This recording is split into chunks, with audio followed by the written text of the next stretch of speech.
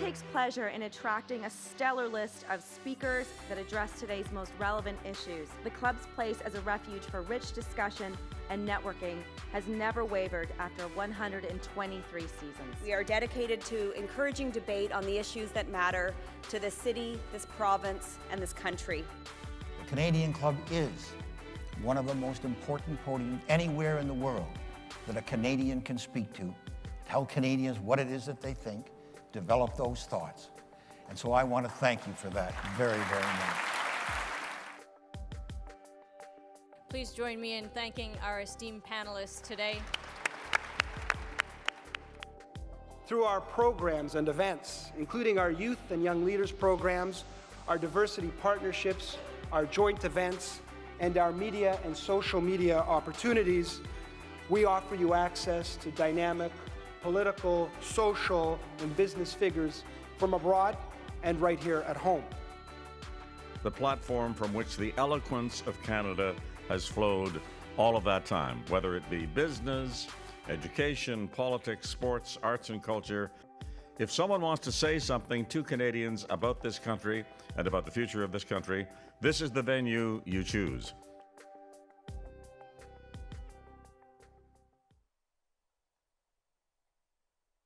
Hello, and thank you so much for joining us. My name is Tracy Pierce, and I'm a director with the Canadian Club Toronto. With virtual school and working from home together with some online shopping and entertainment options, there's no question that during the pandemic, internet services have become even more vital. Today, we are delighted to be joined by CRTC Chair Ian Scott to discuss how the Commission is working to improve access for Canadians living in rural and remote communities, as well as their work to promote choice and more affordable options, together with their continued anti-fraud efforts. Before we hear from our speakers, I'll go over a few housekeeping items. If your internet is slow, try the click here to switch screen button. You may notice some degradation in the video feed, but the audio should remain strong. If you want to ask a question, click the question tab, enter your question in the window, and it will be sent to our moderator. And finally, if you do require technical support, you're going to want to click the request help button in the lower portion of your screen. Now on to introduce our speaker. Ian Scott is Chairperson and CEO of the Canadian Radio, Television and Telecommunications Commission. Ian has over 25 years of policy and regulatory experience in both the public and the private sector. We're delighted to have him joined by Shruti Shekar. Shruti is a technology reporter with Android Central. So before we begin, I'd ask you to raise a glass. It's one of the traditions we've been able to preserve in the virtual world. So grab your beverage of choice and join me in a toast to Canada. To Canada. Canada.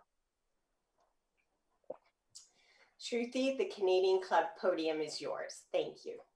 Thank you so much, Tracy. And thank you so much for joining this conversation. And thank you so much, Chairperson Ian Scott, for joining us. I'm really excited about this conversation. We have a lot of ground to cover. I want to break it up in 3 specific topics: broadband services, wireless services, and of course, how the CRTC is tackling fraud and helping Canadians avoid spam calls, which, funny enough, I actually got 4 spam calls yesterday. It was insane. But that being said, I also hope my internet doesn't malfunction, because that would also be very ironic, especially since we're talking about how important these services are. And I'm sure you're all very well aware of how important the internet has been, especially now that we're in the pandemic. It's affected so many Canadians, and we're seeing that digital divide even more. So Ian, I'm hoping that we can first start our conversation on broadband. But before we get into that, I want to ask, how are you doing? How is everything going with you? I am well. Thank you very much for asking, and thank you for inviting me to join in this meeting and discussion today. I look forward to it. They are indeed topical subjects, and I'm very, very pleased to be able to join you today. Absolutely. So I want to first start off with broadband, as I mentioned, and I think it's very important that Canadians sort of understand, first of all, from a broad perspective, what the CRTC is sort of accomplishing in helping Canadians with broadband services. Well, thank you for the question. If I look at broadband, more generally, if we go back to around 2015, the CRTC held a large proceeding, which was referred to as a basic service objective proceeding. And the core element in that was to look at whether or not broadband should be, the required service, the objective, as opposed to universal availability of telephone service. So it's been over 5 years since the commission, one, changed that basic service objective to focus on broadband, began the first steps to create the CRTC's own broadband fund. And finally, we also established the initial target, the aspirational target of 50 megabits downstream and 10 megabits upstream, which has now been formally adopted by government as the high-speed broadband policy objective. So we've been focused on this for quite some time, and hopefully we are contributing to making sure that all Canadians have reliable and readily available high-speed access services. Yeah, and I think that kind of segues nicely to my next question, because we're seeing so many Canadians that are being affected with internet disruptions, with trying to get connected to the internet, and part and parcel comes from the COVID-19 pandemic. This global pandemic has really affected so many industries and services. And it means that home internet connections are even more important. You're learning from home. We're having this conversation. We're so reliant on internet services. Can you tell us a little bit about how the CRTC is dealing with the pandemic, and how it's helping Canadians with broadband services today? Again, thanks for the question. You're right, and we'll come back, I'm sure, to the question about digital divide, because it's very important. And as you pointed out, the areas and the Canadian consumers who do not have access to reliable high-speed service have been put at a particular disadvantage during the pandemic. But I want to start with the beginning of your question, where you talked about the challenges. And in fairness, I have to, tip my proverbial hat to the industry.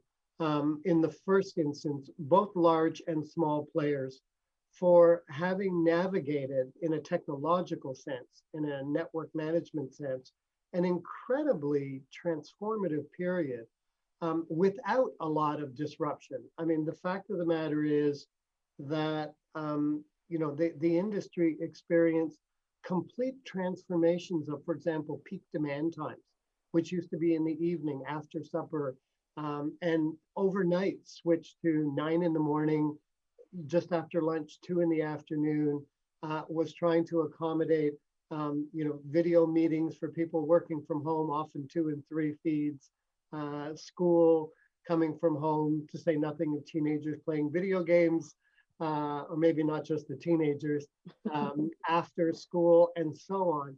Wait, are you telling me that you also play video games? I'm not a gamer, but I certainly appreciate the bandwidth that is required to play them, and all of that was done in a largely seamless way by the industry, and they deserve huge credit for it. If I can digress a little bit, they also took measures to alleviate some of the pressures on consumers. Things like not cutting off for late, accounts for late payment and penalties and the like. And I like to point out, I had a conversation with the former chair of the FCC, Ajit Pai, who proudly told me that he had put out a proposed pledge to the industry, asking them to take those kinds of measures. And he was describing to me how much of the industry signed up. And in our usual understated Canadian way, I responded by saying that was wonderful and congratulated him and pointed out that I didn't even have to put out a request for a pledge. The industry, again, large and small, stood up and did that on their own and introduced those kinds of measures. So kudos to the industry in terms of what they've done. In terms of the impacts, obviously, as I said, difficult. They had to deal with changing demand cycles, obviously much more interest in higher speed and higher capacity packages or uncapped services. So all of the industry was really kept busy responding to the needs of consumers. Yeah, and you brought up a lot of really good examples of how some of the national players have been, helping, as well as some of the wholesale carriers. They've also been working really hard to help Canadians stay connected. But, despite competitive frictions, and I think that's very, critical, especially when it comes to wireless or broadband, whatever we're talking about in this country. And I'm curious to know, in circumstances like this, are there any upcoming decisions or developments that could help these players? I know for past little while, I can't even remember how long it's been, there have been discussions, or the decision on wholesale rates came out, and appeals were sent, and there was a decision that came out from the government, and there was a lot. And I want to get to that conversation, but are there any upcoming decisions or anything that the CRTC is going to do that will help these players when they're facing some of these challenges that you rightfully mentioned? Obviously, I don't talk about prospective announcements about decisions. I can say, and I know there's lots of interest and pent-up demand with respect to the HSA decision, which is under a consideration by the Commission. That decision will be released fairly soon. Beyond that, there's a number of proceedings underway. We have a proceeding that was looking at that is looking at examining barriers to the deployment of both 5G and broadband. What are the things that are challenging? We have a specific proceeding on support structures. So there's a number of things, and they're all important in terms of ensuring that, as not just the CRTC, but obviously governments, provincial, territorial, and the federal government are investing in broadband, trying to respond to the demands of Canadians, that there aren't obstacles in the way. So there's a lot of proceedings underway fitting that bill. I can't talk about the outcomes of them, but we're certainly focused on, as best we can, eliminating obstacles to the rapid deployment of the latest technology, whether it be in the broadband space or in the wireless space. Yeah, absolutely. And with respect to that HSA decision, I know you said it's coming soon. I hope you don't mean it's coming today. No, it's not coming today. I'm always loath to guess on the exact release date. I think it's fair to let people know that we release decisions when they're ready to be released, and it often seems like a very long time to get them out. But these are large, complex files. And once our work is done as commissioners in terms of actually making a decision and determination, the decision has to be written, translated, coded for, to be put on the internet and so on. And it takes time. Mm-hmm. But it isn't today, but it's— Thankfully. Otherwise, I would have to get off this call and prepare myself, because I don't want to be in that situation. But it's very it's fascinating to know that how those decisions come out and when they do come out, and and I wanted to get your perspective on, or at least the CRTC's perspective on, what happens after, because what essentially is going to come, for those who are unaware, is that the CRTC is going to set the final rates. If I'm not correct me if I'm wrong, that's what's going to happen. And that is going to determine a lot of things for many players in the space. So from the CRTC's perspective, what comes after the aggregated wholesale rates? Can you talk to me a little bit about the CRTC's thought process for wholesale fiber access and the growth of the self-supplied middle mile? I can. I'm glad you raised it, because look, there is no doubt that the decision with respect to final rates, wholesale rates for HSA are extremely important and to everyone in the industry. And that is why it has been such a contentious and frankly long-running file. But it is only one part. This is the establishment of final rates for one service. We have another process that is ongoing and has effectively been somewhat slowed down while we determine the final rates for HSA, and that is what we call the disaggregated service. And that might be what you're referring to. And that is where the transport aggregated service, the one we're talking about in this current decision, is a service that includes both the transport component and the access component, the last mile, so to speak. But the Commission's policy framework that was set back 2015, 2016, actually, takes a longer view, and the disaggregated service would mandate access to the last mile, but encourage the construction of facilities and the competitive supply of facilities in the transport segment. And that we are working, and the industry is all actively participating in establishing the terms and conditions and rates for disaggregated. So that's a really important element that hasn't really been the focus of a lot of the coverage because the immediate issue in front of us is the final rates for HSA. Right. I'm looking to the side every so often. It's because I have my messages app open and I'm getting messages from the audience. And so if you ever see me looking to the side, that's what's happening. But I did get a question that I think might be interesting to get your take on.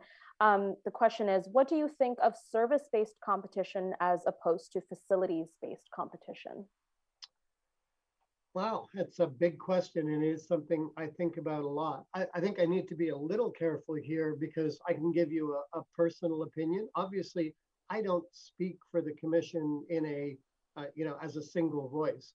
All of the Commission's decisions, I need to remind everyone, are made by the Commission, which means myself and my 8 Commission colleagues. We are all peers. I am only one vote. And we're supported by an expert staff, and we rely on the record of proceedings. So Canadians and stakeholders, create the record upon which we rely. So whenever we're talking about a commission view, that can only be found in its decisions and notices. But I can share with you my thoughts about if you will, my personal preference or a stronger belief and reliance on facilities-based competition. Perhaps this comes from my former background at the Competition Bureau in part, and some of my experience in the private sector. But I'll give you a simple example. Service-based competition can overcome barriers to entry very quickly. It can result in very quick changes in pricing, but there's less certainty about whether or not that form of competition will always be sustainable. Because if we describe it as arbitrage, then as prices come down, the margin available for arbitrage declines or disappears. And in a completely competitive market, it would disappear, and so might the competitor. In that particular case. And that doesn't really give us confidence that there'll be sustainable competition in the future. Whereas if you think about a party investing in facilities, even if the firm were to disappear, so to speak, the facilities don't go away. And so it creates an opportunity for someone else to acquire those facilities, and perhaps they re-enter the market with a lower unit cost and have a stronger ability to compete. And then obviously there are other considerations, the ability to control your own costs. You have more control in a technical sense and in an economic sense over your costs. So in general, I would say facilities-based competition is results in more robust and sustained competition. That's my personal view. I also have one more question before I go into our next topic on wireless, because some of the questions are wireless based, and I'm going to kind of save them for when we talk about wireless, and I have a lot to ask you, during that section. But I have one very interesting question, and I think I'd like to get your thoughts on that. Goes, we've seen prices decrease to some extent in wireless, but around the same time that the pandemic hit, home internet promotions disappeared. Prices have only gone up on premium plans, and affordable broadband plans for 50 plus megabytes per second are difficult to find even from reseller ISPs. What needs to happen to make home internet plans more affordable? Well, that's a big question. I'm not sure exactly where to begin. Ian, I don't think you realize there's a lot of people watching and they have a lot of questions. I understand. Well, first, let's just parse it a little bit. So currently, if my memory serves me correct, the average price across Canada for 5010 service is about $69 Canadian. So should that be less? Ideally, of course. We always want lower rates. And our view is that lower rates and reliable service will be best accomplished through robust competition. And we do have a mixed model from broadband where we have wholesale, resale. So we have a mix of facilities-based entrants, some hybrid players that are both, and some who are providing it exclusively on a resold basis. If we look at during the pandemic, not surprisingly, consumers have opted for larger packages, uncapped services, higher speeds, because what may have worked perfectly in a perfectly acceptable way when there was one or two people on the internet doing a mix of things at home is not the same as when there are 4 or 5 people doing bandwidth intensive activities. So it's not surprising to me that the average has gone up. But if we look back from around 2015 to now, broadband rates have been more or less flat. And prior to that, prior to the commission introducing this new framework of increased competition for high-speed access, there were pretty regular increases every year, and they were quite significant. That's no longer the case. So is that a perfect outcome? No. Would we rather see them declining? Yes. And do we intend on continuing to support competitive measures that will result in them going down? Yes. But I'm always caught by trying to look at how the rates compare. And it's always so difficult to find comparisons that are apples to apples. And so when we look at various international comparisons, sometimes the rates look worse than they ought to because you don't necessarily consider the demography and geography of Canada. One way that I tend to look at it, and maybe this is misery loves company, is to look more at a direct comparison with the United States. Because our rates— Is that the right comparison to make, though? I mean, we're all very well aware that the US has a much higher population than Canada, and their sort of structure for internet and for wireless and broadband is a lot different than Canada. So is that a fair comparison to make? Yes and no. In another sense, I look at them as the more obvious comparator. Unlike many countries, but like Canada, they tend to have 2 wires into every home. They have a developed cable distribution network. They have, former telephony providers. They have a robust wireless network. The population density in many parts of the US is similar to that of Canada. Of course, their population is much larger and the territory is smaller. But given those things, you might assume that the rates would be lower in the US, and generally they're not. And I just said that it's hard to make comparisons. So I'm about to be guilty of drawing some, which no doubt could be challenged as unreasonable.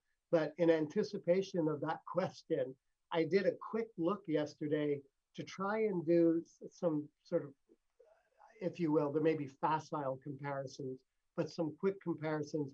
I looked at average price for internet, at least 50 meg. The number that kind of worked by comparison was over 60 meg. And I looked at Boston, Montreal, Toronto, Buffalo, and Vancouver, Seattle. This is not a scientific or defensible survey. I am making no pretense to that. But I just did a quick looking at a 50 to 60 meg service uncapped. And the rates in Vancouver, it was 74 Canadian, in Seattle, 83 Canadian. In Montreal, it was 63, in Boston, 78. In Toronto, 72, Buffalo, 84. So I am not suggesting that this is a methodologically sound comparison, but it just gives you a quick indicator that we're certainly not out of whack with the United States. Then the question becomes, okay, but that's not the right comparison because many other countries have much cheaper broadband services. But again, it's hard to make comparisons. Do they have the same geography or demography to deal with? I once attended a conference about broadband, and I was speaking on broadband filling the digital divide. And two of the other speakers, one was from Singapore and one was from the United Kingdom. So the United Kingdom representative from Ofcom talked about certain parts of the UK that were harder to reach with fiber and the challenges of reaching remote areas. I found that a little bit ironic.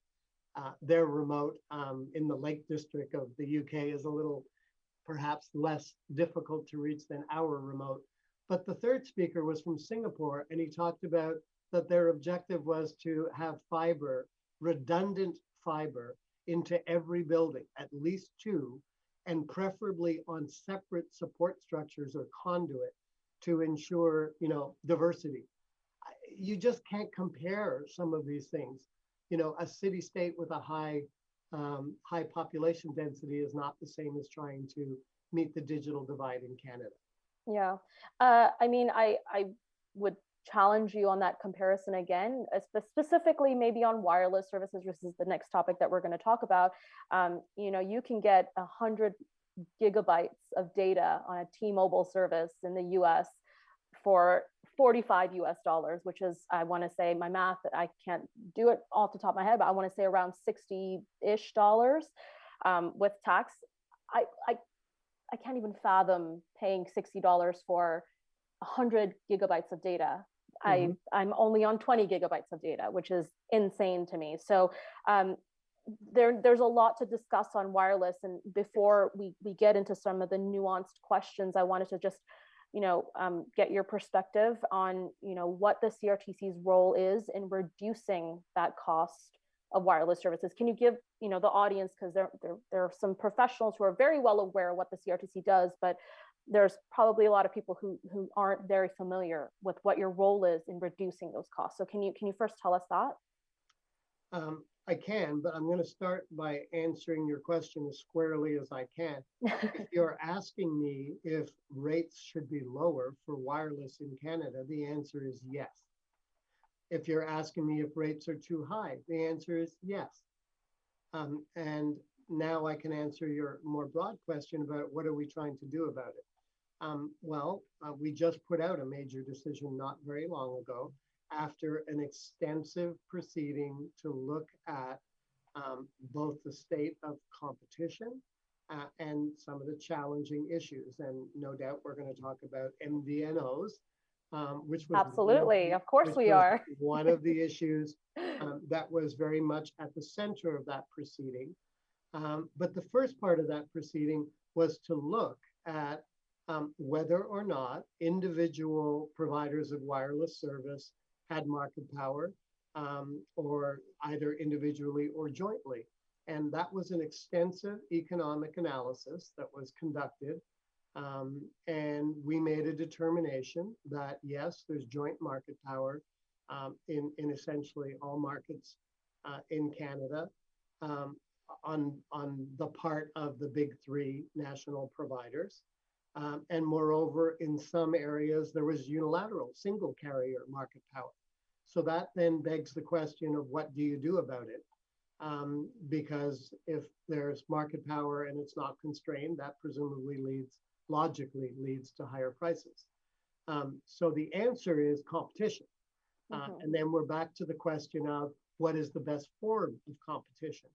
And what we found in that proceeding was very good evidence that where there were facilities-based entrants, and as they gained market share, prices were markedly lower.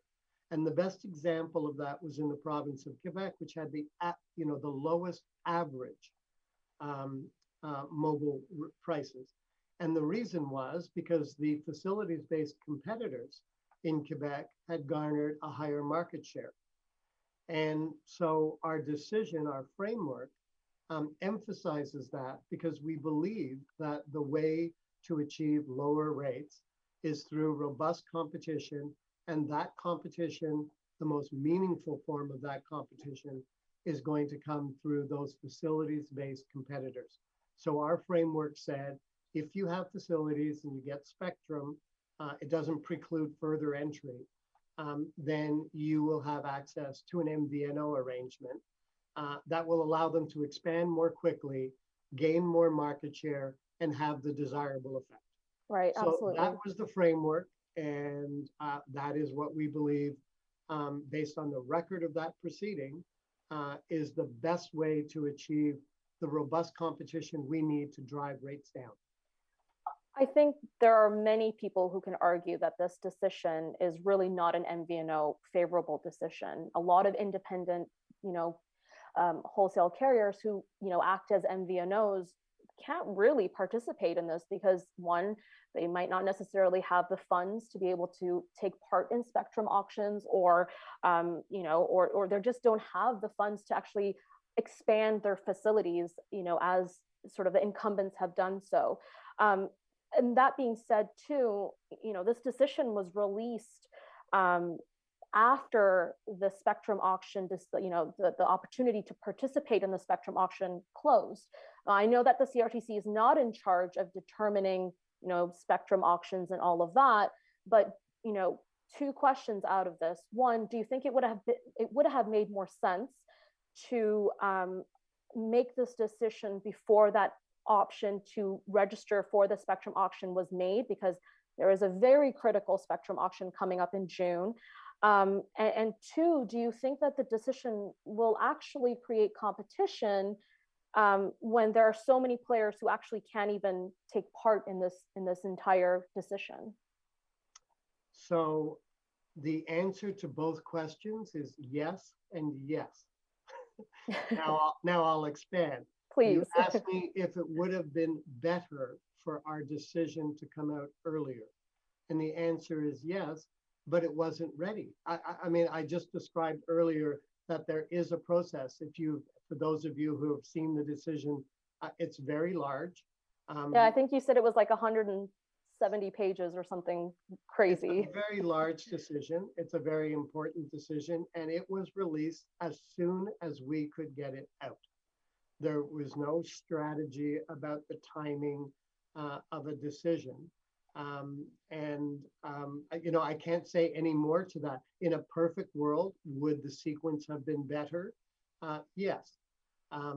Does that preclude, parties from entering in that auction? I'm not sure.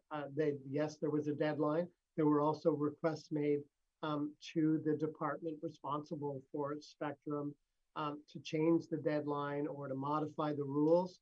And it's up to them to rule on that. My understanding is they do not plan to change the date of the auction, but obviously that was a potential outcome. I'm not shifting blame in any respect. I'm just saying that is how the cards fell. And I make no apologies for it or excuses. We put out the decision as quickly as we could. As to the second point, you're asking me if I think our decision is the right one, and the answer is yes. No. I asked you if the decision is going to create competition, considering that many players actually will not. That's the point of the measures that are contained in the decision. So I answer again, yes, I do believe it will. We believe that is why we chose that option and that framework, because we believe earnestly that that is the best way to ensure robust competition for the provision of wireless services in Canada. Otherwise, we would have decided something different. Absolutely. I remember when the decision came out, we actually had, I did an interview with you. And during that interview, I had asked you, I think there's a specific deadline or sort of 5 years or 7 years, I can't remember right now, until when that decision will be reviewed to actually see if, there has been some sort of competition that's been created and if prices have reduced and if it's actually, helping Canadians. And I had asked you, what happens if 2 years down the line, it does not seems to work out. Like the market is not picking up on it. It's not really helping. Will you go back and change the decision? And I remember at the time you had said to me that, yes, of course, if things are not clear or if things are not working well in the market, the CRTC will go back and review that decision and figure out what will work. In a circumstance of that happening, how long will it take? We saw with this wireless review decision, it took so long. And I think many people are very aware that the CRTC takes a very long time because there's a process, there's proceedings, there's comments, there's appeals that take place. It's a very long and robust process. Will that same amount of time be taken should you have to go back and review this decision, assuming that it's not working out in the market? There's actually kind of a number of questions rolled in there, Shruti, but let me take one step back just to clarify a premise in the question, which is, we won't review it for, it's 5 years. The MVNO conditions were 7. And it says we don't expect to have another proceeding. And this current proceeding that resulted in the latest decision was roughly 5 years after its predecessor decision. And that is so that there's some sense of predictability about the regulatory framework, which we try and provide to the industry, whether incumbents or competitors. If you look at it annually, you would be in a constant proceeding. To the point about the length of time, I think that's a bit of an unfair characterization. You're right, in a major proceeding, it takes time because parties need to be given the time to make their arguments and make their submissions. Canadians, thousands of Canadians submitted in that process. It also included, as I mentioned earlier, a fulsome market analysis, which is not something that's always done. And we do have that record done. Many other proceedings take much less time.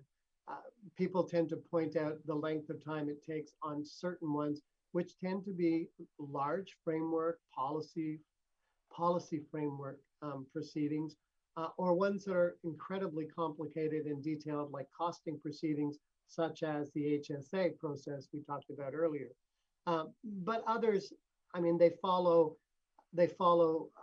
a reasonable timetable, given that we are a quasi-judicial agency and need to develop a record upon which to render our decision.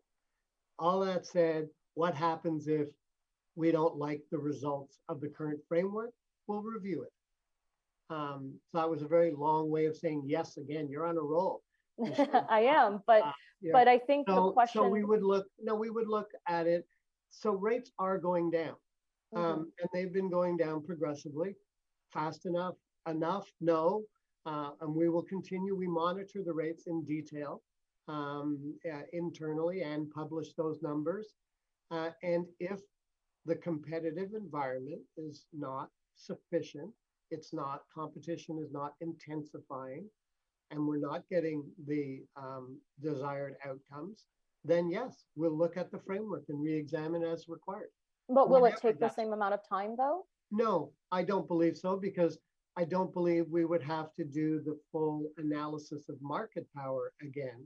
And the proceeding, we're always in charge of the scope of the proceeding, presumably, and I don't like to crystal ball or look into the future, but I could envisage in the situation you just described, us scoping out a proceeding that said, what is the problem? We made a framework. We anticipate certain results. It's not happening. Right. Why is it not happening? And what can we do about it?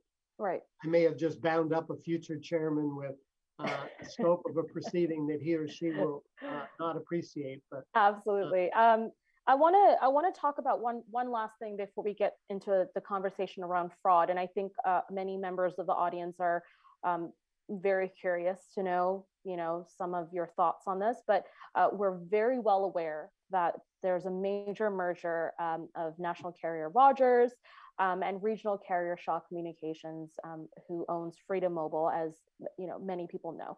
It's currently being reviewed, so I completely understand that you might not be able to speak about that decision, or rather speak about any outcome right now, because you can't. It's being reviewed. But I really would like to know: are you able to talk about the changes in the market if one of the potential regional players disappears? Because if Rogers and the Shaw and Rogers deal does get approved, there is that concern. So I wanted to get your perspective on that. Your premise is correct when you said it's difficult for me to talk about a hypothetical outcome, an actual process, but a hypothetical outcome. I should say two things at the outset. First, I spent an hour in front of a parliamentary committee along with the Commissioner of Competition and senior representatives from ISED, not answering that very question. Because they wanted to know, well, what might we do? What might the Bureau do? What might the department do? Obviously, we can't talk about the future. I should make clear, however, that the CRTC jurisdiction does not go to the issue of approving transfers of ownership. We are responsible for ensuring that Canadian carriers are indeed Canadian owned and controlled pursuant to the rules, but we have no role in approving that particular part of the transaction. Our responsibilities will relate to the broadcast distribution assets, pay-per-view licenses, and some other minor regulatory elements. And that's what we will be looking at. It is the Competition Bureau that will look at the issue of whether or not a proposed transaction would result in a lessening of competition. And it is up to ISED, the department, to look at whether the transaction raises issues with respect to the transfer of spectrum licenses from one company to another. So just so everyone understands sort of who has which dance partner. That said, it's really hard, even if it was appropriate for me or the Commissioner of Competition to talk about future outcomes, we don't know what it will be. As you described, if the merger is approved, and if the merger is approved under what conditions, it would some or all of the assets operated by Shaw's Freedom be spun out, or none, or customers, or, and what would it be in what markets? There are so many elements, and it is for the Bureau to do that analysis and to come to a conclusion, and for the parties to satisfy any concerns the Bureau might have. So it's really hard to say, what might be the outcome. Now I'll try and answer the question in a more forthright way. If the market changed dramatically and there were less competition, then we'll have to look at that and take it into account. But we can't take it into account in the current framework because we don't know what it's going to look like in the future. Absolutely. I want to move on to fraud, but these audience questions are so great, and I have to get to one of them. I'll try and talk less. No, please. I think your answers are great. There was a major policy direction that was given to the CRTC in 2019 to ensure that affordability and competition is thought, and any decision is thought with Canadians in mind, ensuring that affordability is there and competition is there, et cetera. This is the second policy direction that was given. The last one was given 13 years ago, I believe.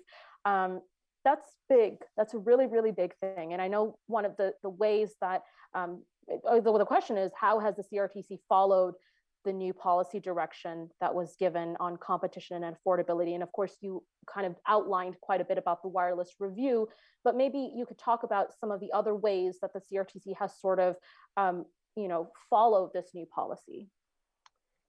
Absolutely. So you are correct. There are two policy directions, and they're both in force. The 2009 and the one from last year. And they overlap in certain areas.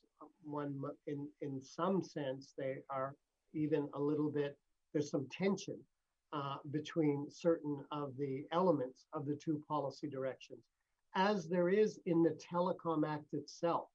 If you look at the list of policy objectives contained in the Telecommunications Act, they are, there's a natural tension between a number of them. So we're always trying to find the best policy outcome that meets all or majority of the elements. The policy direction is taken extraordinarily seriously. And if you look, for those of you who don't read commission decisions, I commend to you to go to the latter part of all of the decisions where we set out in detail exactly how we contemplated the policy direction. So the policy direction requires that we take it into consideration. It doesn't dictate an outcome.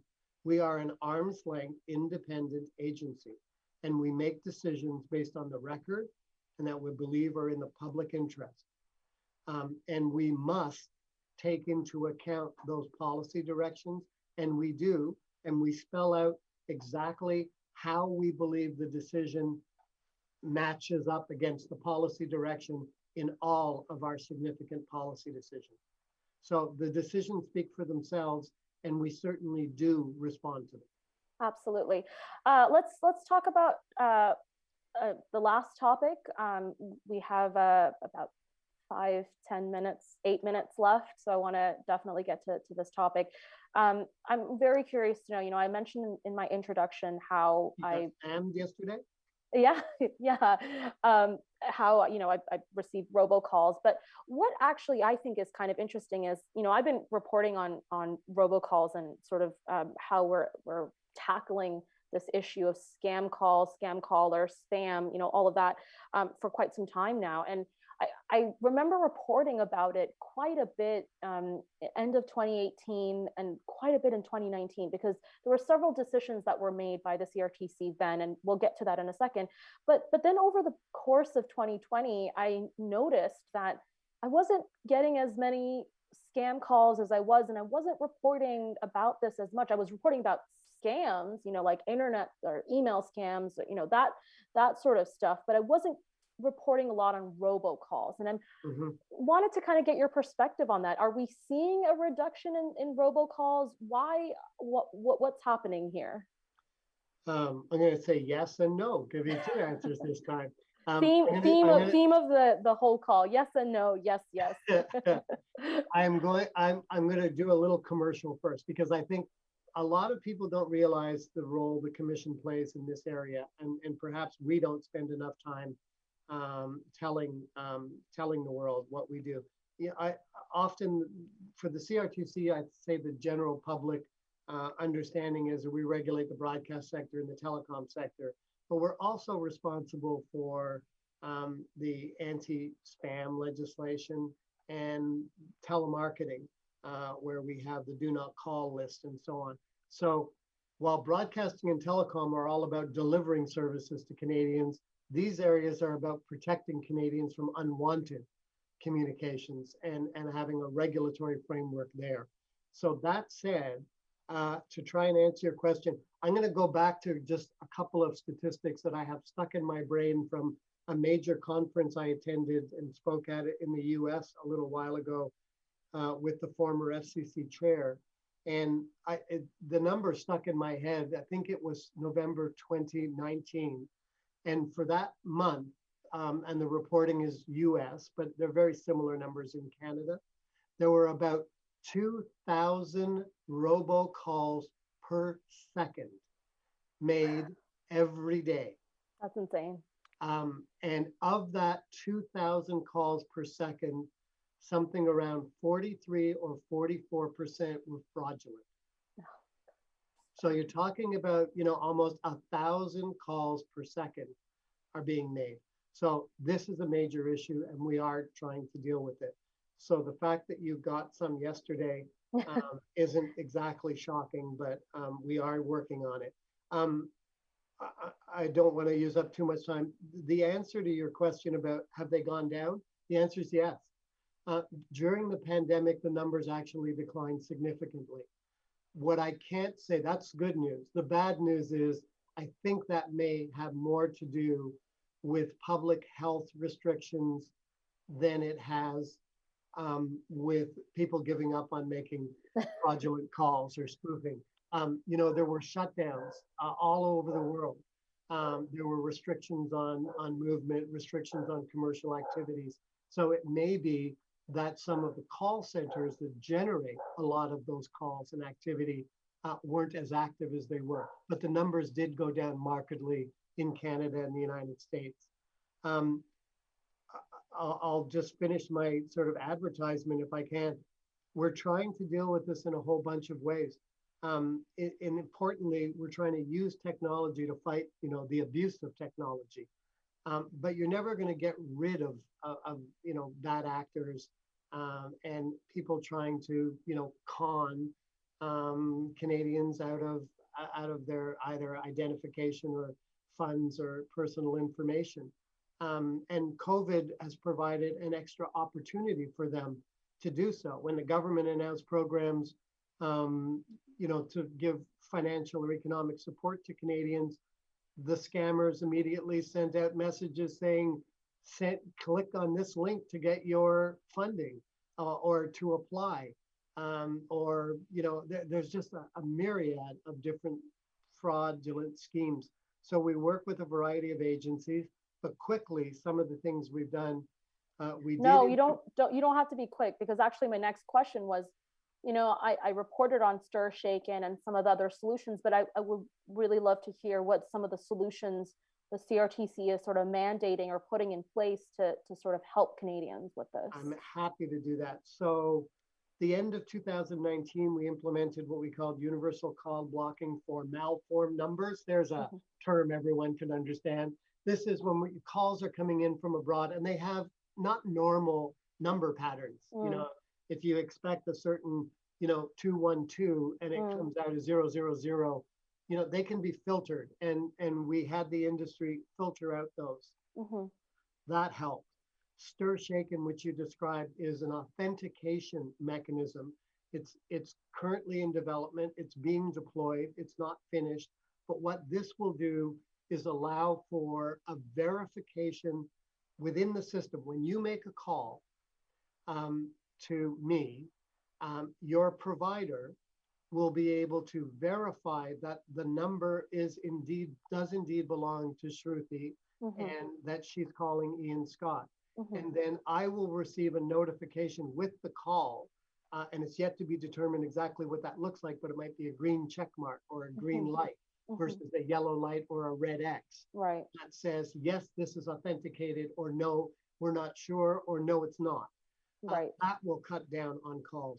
We are continuing to work with the industry on developing a call trace system, which would allow carriers to trace back to the point of origin, spam calls and the like.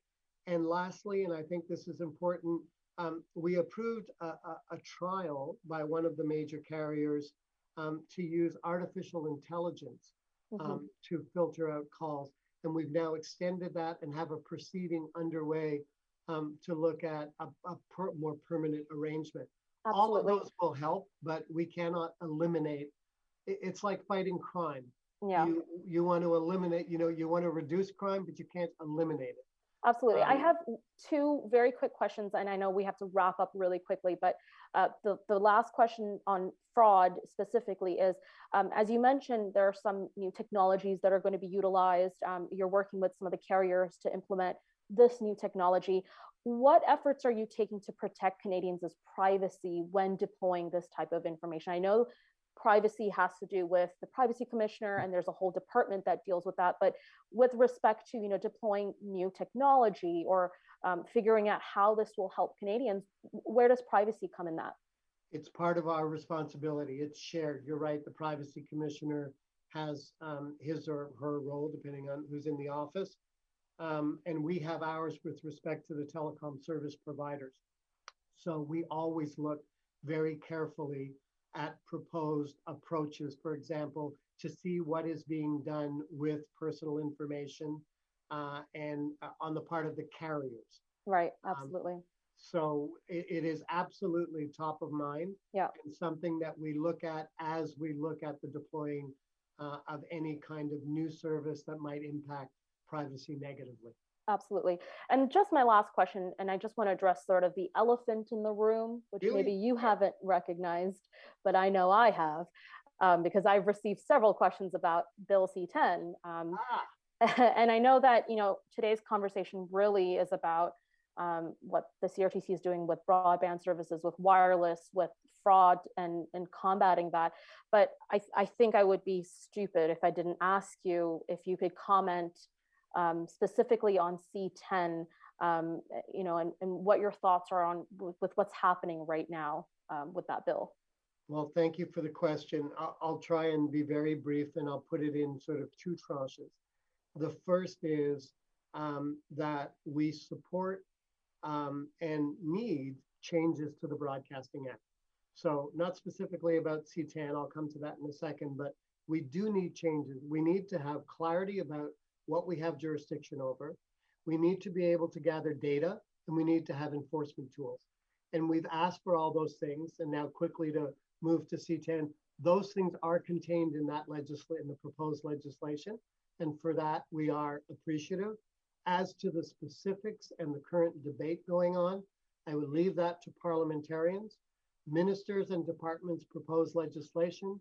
Parliamentarians make laws. And once it's all done and dusted, we will enforce, enact, and further the objectives of any new act as passed by Parliament and any new policy direction as issued to us by the relevant ministry. Thank you so much, Ian. And thank you very much, Canadian Club, for hosting this chat. That's all I have. Thank you, Well, Shruti, thank you for the dialogue. I've enjoyed it very much.